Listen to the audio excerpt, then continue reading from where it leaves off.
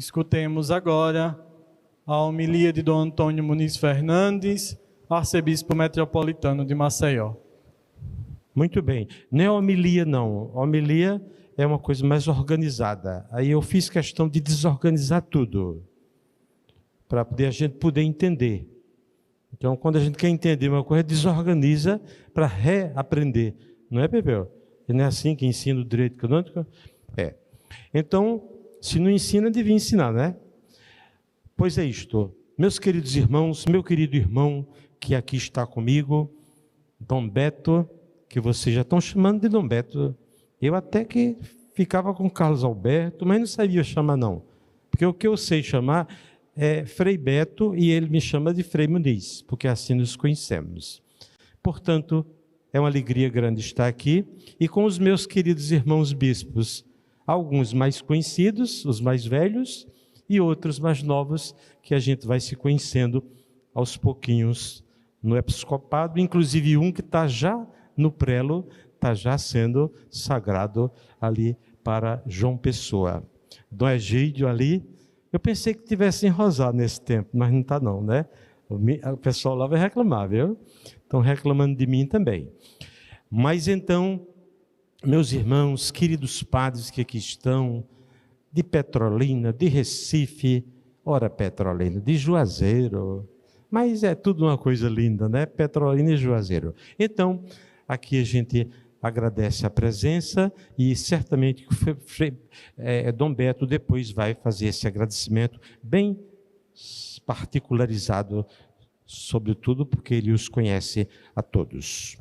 Mas então, eu queria, no dia de hoje, eu pensei em contar uma pequena história, e nessa história, eu queria que todos nós entrássemos nessa história, porque a protagonista dessa história é especialista em o tema da antipatia e da empatia. Ela é Edith Steiner, uma santa carmelita judia.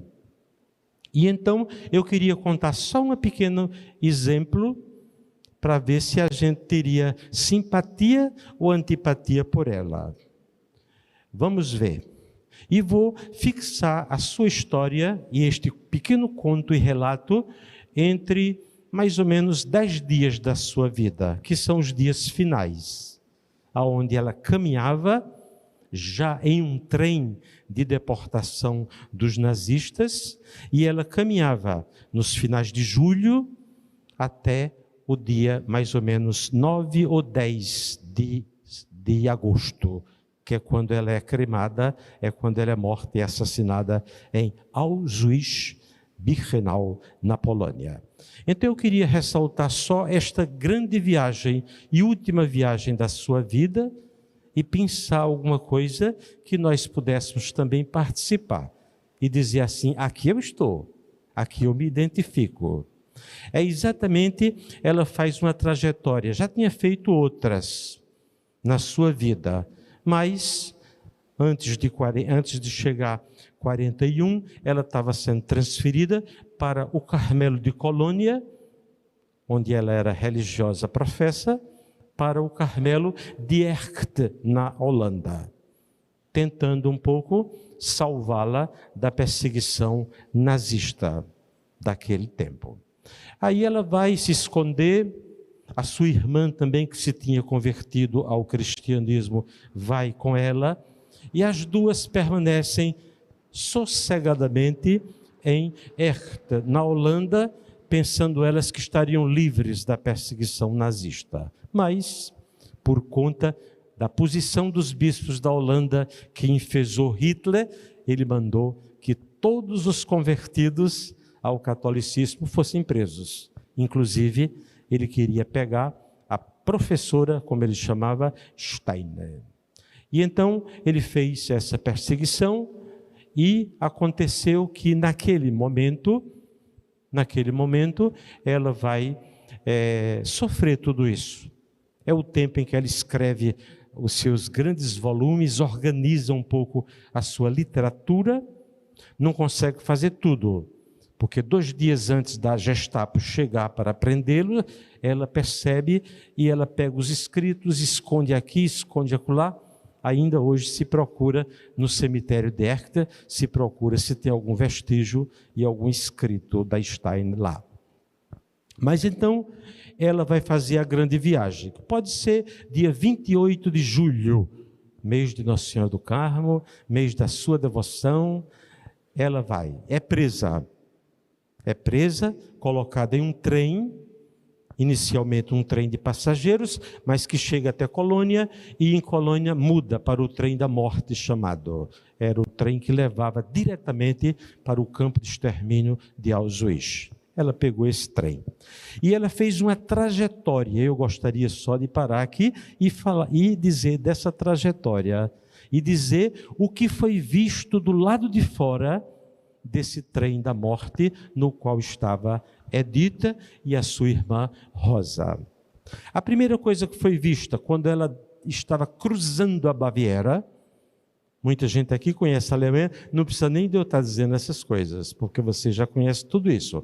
Mas então, ela quando estava cruzando a Baviera, na direção da Polônia, ela passou por um lugar onde ela tinha estado quando era professora do Colégio das Dominicanas de Speyer. Aí, ela foi passando e ela foi escrevendo, em cada estação, ela escrevia um bilhete manuscrito, entregava para o chefe da estação, para que ele fizesse a entrega a alguém. E ele fez assim. É a primeira notícia que a gente vai ter dessa trajetória da morte, que a gente sabia o começo e se sabia o fim, que era o campo de extermínio, que ela começava agora a chamar a 7ª morada, recordando Santa Teresa e o livro das moradas de Santa Teresa, a 7ª morada. Então, fazendo esse trajeto, a primeira coisa que me chama a atenção e que me chamou a atenção, olhando essa coisa e pesquisando tudo isso, foi a informação que ela ia dando. Por exemplo, ela passou pela cidade de Speyer, aí distribuiu alguns bilhetes que dizia assim: diga ao professor fulano de tal, tão querido meu, que eu estou agora passando pelo trem da morte. Eu estou a caminho de Auschwitz, onde vou ser cremada. Então, ela ia dizendo isso, e aquilo foi se espalhando em toda a região no arco de dias. Porque muitas alunas suas reconheciam a letra. É a letra da professora Steiner. É ela que está passando aqui neste trem. E ela foi fazendo esse seu trajeto. E estou dizendo as coisas de fora, não de dentro. Um de fora, chefe da estação, escreveu de próprio punho que percebeu que naquele trem iam 2 freiras carmelitas e elas estavam sempre com crianças nos braços, consolando essas crianças judias que estavam também para o campo de extermínio. Veja que testemunho bonito. Eu percebi que estas 2 freiras colocavam essas crianças nos seus braços e que acalentava, dava carinho como uma verdadeira mãe àquelas crianças. E em outra estação, escreveu: eu percebi que dentro deste vagão girava 2 freiras prestando serviços aos mais assim necessitados, aqueles mais doloridos, aqueles que estavam sofrendo muito por essas perdas. Ele percebeu que havia essas 2 irmãs circulando no trem. Isso tudo é o que era visto, porque o mundo não sabia de nada, o mundo nem conhecia o que estava acontecendo naquela trajetória, naquele caminho para a 7ª morada. E assim foram esses testemunhos bonitos coletados. Não é? Eu posso testemunhar, porque eu estive no período que eu estudei em Roma, era o período que se preparava a beatificação de Edith Steiner no campo de Auschwitz pelo Papa São João Paulo II. Aquela polêmica toda, etc. Aí eu disse: meu Deus, são tão ignorantes as pessoas de hoje em dia que fazem juízo sobre a igreja, fazem juízo sobre as pessoas sem conhecerem nada. Se for dizer que parece com os dias de hoje, a gente tem a mesma situação. Quantos juízos contra a igreja, quantas palavras contra o Papa, quantas palavras contra os bispos, nós bispos recebemos, quantas injúrias, quantas mentiras dizem sobre nós, coisa que a gente nem pensa, eles já estão dizendo que a gente pensa. Era assim no tempo da Steiner, eram opiniões precipitadas que eram lançadas e que ainda hoje continuam sendo lançadas na própria igreja. Então, essa trajetória, que eu chamo o caminho de Edith Steiner para a sétima morada, parece-se muito com Santa Teresa, a vida de Santa Teresa e as obras, o castelo interior e as moradas, 7 moradas que Santa Teresa descobre. E, afinal de contas, Edith Steiner, judia, torna-se uma carmelita com o nome de Irmã Teresa Benedita da Cruz. O que é que emerge aqui? Na vida nossa, no nosso ministério, na nossa vida, na vida de um bispo, seja ele velho, seja ele se aposentando, seja ele não se aposentando, seja ele na hora de bater a porta do paraíso, mas é sempre aquela mesma tônica que há na nossa vida, que o mundo deve testemunhar. O mundo deve testemunhar a cruz de nosso Senhor Jesus Cristo. Isso sim é que deve permanecer sempre na nossa vida, porque, como dizia São Bruno, a cruz permanece, stat crux, e o mundo é orbis volvitur, o mundo é quem dá volta. Então, está aí dando essas voltas todas que nós estamos vivendo nos dias de hoje. Eu, Frei Beto, comigo agora, vamos dividir essas dores e esses sofrimentos, essas pauladas, que são aqueles pedacinhos da cruz que sobram para a gente. Então, que sobre, que venham, que chegam.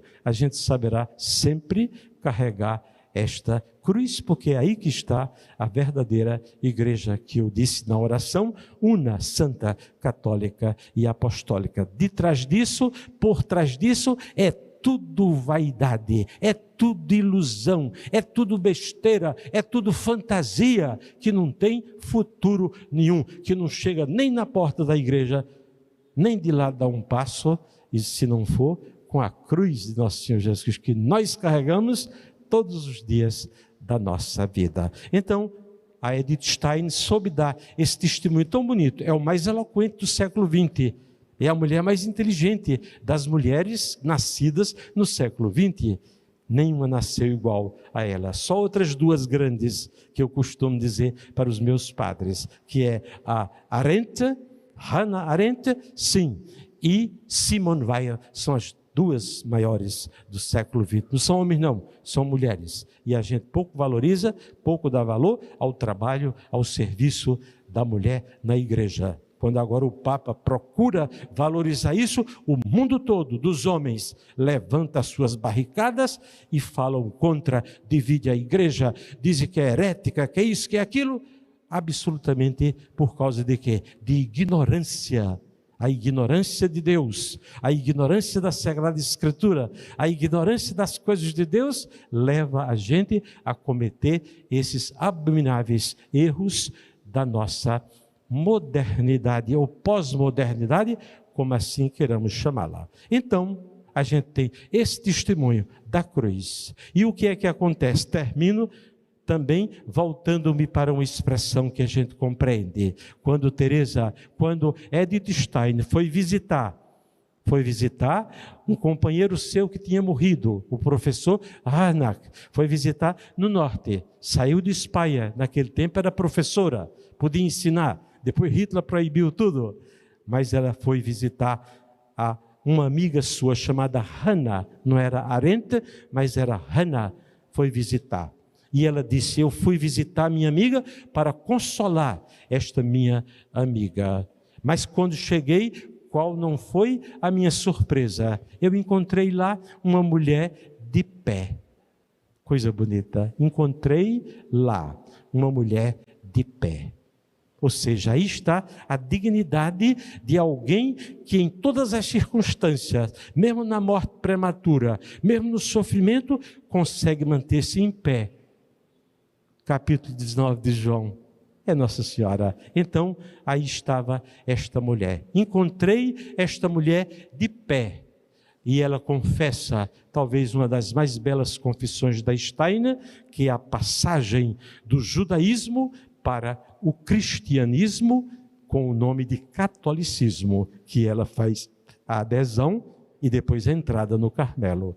Ela vai dizer assim: foi naquele instante que eu vi aquela cena daquela mulher em pé, que no meu coração apaga-se toda a incredulidade. E em lugar da incredulidade, eu começava a ver diante de mim a cruz gloriosa de Jesus Cristo. E naquele instante, diz ela, o livro é Sabedoria da Cruz, naquele instante, o véu do judaísmo empalidece, e no seu lugar nascia a cruz redentora de Cristo. Essa é a experiência cristã que deve orientar a nossa vida nos dias de hoje. Temos muito que aprender, perfazendo esse caminho, vivendo neste caminho. Exatamente o que eu dizia ontem, exatamente no caminho que nós estamos, que é o caminho da banalidade do mal. Hoje se brinca com a vida, hoje se brinca com os velhos e velhas, que nem eu e que nem muito de vocês.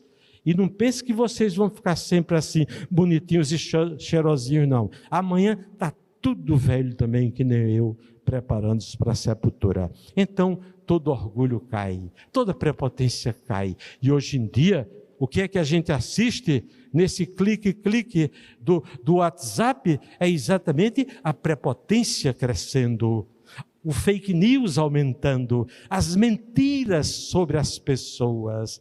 Edith Stein dizia para sua mãe, estarrecida: minha querida mãe, a única coisa que eu procurei neste mundo foi a verdade, e esta eu encontrei na cruz de Cristo. Então, é um testemunho muito bonito para nós que iniciamos, para nós que terminamos a nossa carreira. Guardei a fé, resta-me a coroa que o justo juiz vai me dar, vai dar a vocês, a qualquer um de nós. Então resta essa esperança que não decepciona. Gozado, eu disse que ia falar pouco, eu terminei falando muito, porque é sempre assim. Eu digo para enganar, que vou falar pouco e termino falando muito. Quando quero, quando não quero, não falo nada. Fico calado, como Jesus dizia no Evangelho, também eu não respondo, não.